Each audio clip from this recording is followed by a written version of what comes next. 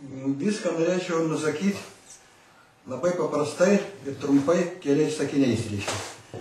Tai, kas dabar įvyksta, būtų neįvykę, jeigu būtų norėjęs sąjungos vadas pulkininkas leitenantas Širvinskas. Prasidėjo labai paprasti, patys paprasčiausi dalykėliai.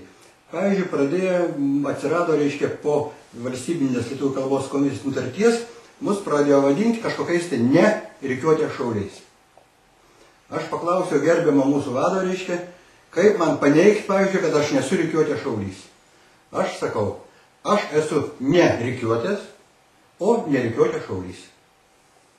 Kaip kitaip? Jie paaiškinti, padėti man to klausimu nieko negalėjo, aš skambinau į valstybinį lietuvių kalbos komisiją, reiškia, ir kaip daviau šitą patį pavyzdį, tokį sakinuką, reiškia, kadangi čia mano rimčiausias argumentas, man paaiškino per tą konsultacinį telefoną, reiškia, rašykit tą savo grupės šaulių pavadinimą kaip norit, reiškia, klaidos nebus.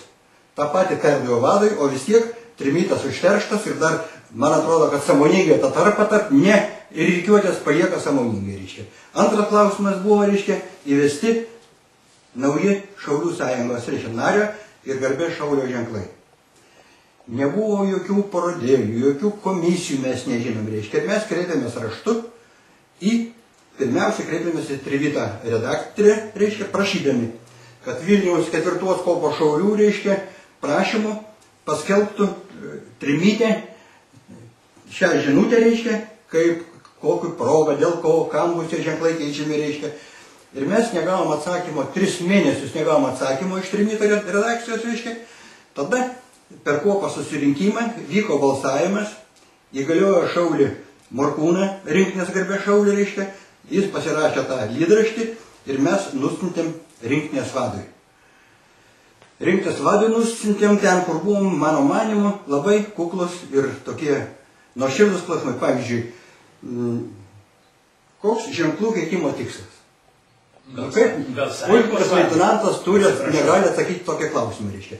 Dabar jau kai praėjo tiek metų, reiškia, tai dabar jau tas klausimas, reiškia, jau galima jį papildyti. Dabar aš pridėčiau dar potekstą, reiškia, kai pagerėja Šaulių sąjungos veikla, pakeitus Šaulių sąjungos ženklus. Kada pastoviai, reiškia, raudos ir verksmai, nėra pinigų, trūksta pinigų, nėra pinigų. O ten mūsų tam yra klausimas, kiek išleista pinigų. Atsiprašau, ar buvo konkursai rengti, nuostatų sudarimo komisija, ar buvo dizainerių konkursas, ar buvo gamybininko konkursas. Kodėl padidėjo 4 kartus savikaina? Už seną ženklą mokėjom 3 litus, mes mokam savo pinigus, asmeniškai, mums neduoda niekas nemokam, reiškia. O tas kainavo 3 litus, o tas 12 centais. Tik ten priedo dar mažas ženkliukas, reiškia, nešiau ten civilinių rūbų. Bet ten tiek paprastas tas ženkliukas, kad ten iš vis nežinau, aš galim tokias pinigai. Tai va, reiškia, ir tada, kai po tų 4 mėnesių, reiškia, kreipėmės į vadą raštiškai, atvažiavo jis, reiškia, su ta pačia redaktorė, jie atvažiavo pas mus į kopą, reiškia, bet ten buvo ne pokalbis, ten buvo kažkokia tai, nerimtai elgtasi, reiškia, gal ir mes nelabai buvom rimtai elgėsi, kadangi tokia provokacija, reiškia, dėl tos rašybos, to žodžio, kur mus tikrai žemina, reiškia, jo labiau visgi lietuvių kalbą mes šiek tiek mokam, reiškia, aš kreipiausi į akademiką Zimą Zinkevičių, tai žinot, kad tai yra ir praėjusių metų mokslo premijos laureatas. Kreipiausi į akademiką, aišku, ne mokslo akademijos, o katalikų mokslo akademijos akademiką, Antaną Tylą istoriką, reiškia.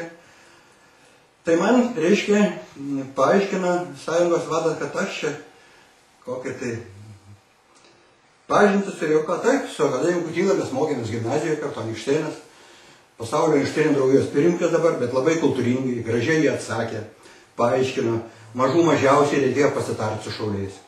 O akademikas Zinkevičius dėl rašybos labai aiškiai parašė, reiškia, kad tai negalime, tai yra lietuvių kalbos darkymas. Nu, vat, ir dabar sakau, reiškia, labai paprasta. Aš suprantu šitą kaip bandymą, ar mes reaguosim, ar nereaguosim. Galbūt mes, tai nekuklus pasakymas, gal mes tikrai esam keliukai. Tai vat, ir tuomet žengė kitą žingsnį. Praėjusiais metais, sausio 1 dieną, reiškia, buvo nutarta, reiškia, Vilniaus 5 kuopai, kurios vadas, kaip mes įtarinėjom, kadangi jokios informacijos neturim, kad jis galėjo būti NKVD, galėjo būti MVD, galėjo būti MGB, reiškia, darbuotojas kuopas vadas, kad tokiai kuopai visgi amžinam saugojimui įteikti ir spalvę. Pirmą kartą, žinot, kad gavo Šiaulių Didžvario gimnaziją, reiškia, gavo pirmą kartą, reiškia.